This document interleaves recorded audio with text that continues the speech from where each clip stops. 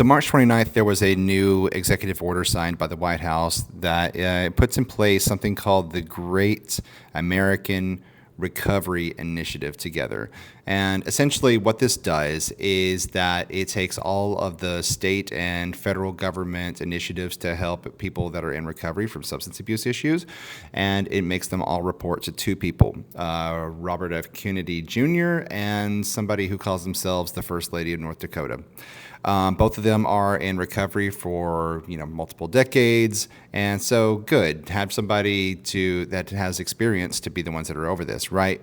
But when you look into the details of what this actually means, there are some good things. Here's the wins. I'll give you the good news first. Good news is that it classifies, substance abuse addiction as a chronic disease that is treatable. So rather than just saying, "Hey, don't do drugs," now you get to actually have some treatment for that. But here's the thing that worries me, and always is the telltale sign that anything that you hear coming from the top, it probably has a different type of motive to it, right? So one of them is the grant funding.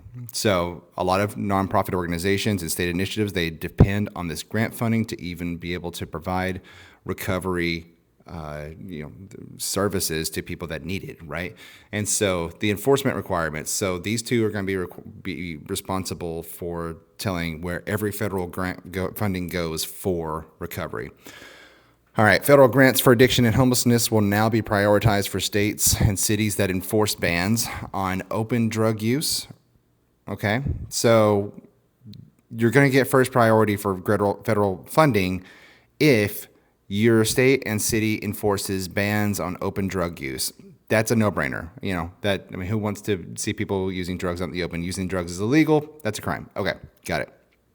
Urban camping and squatting. Those are the two. So that means that you've got to ban your homeless. Don't tolerate the unsheltered. What do you do with those people? There's nothing in place here that actually gives us a system to where we can help this, and there is such a layover and cross, between substance abuse issues and also homelessness and also mental health issues, and so it kind of just takes a big pile of dirt, sweeps it under the rug, and says, "Well, we fixed it. The house is clean now." So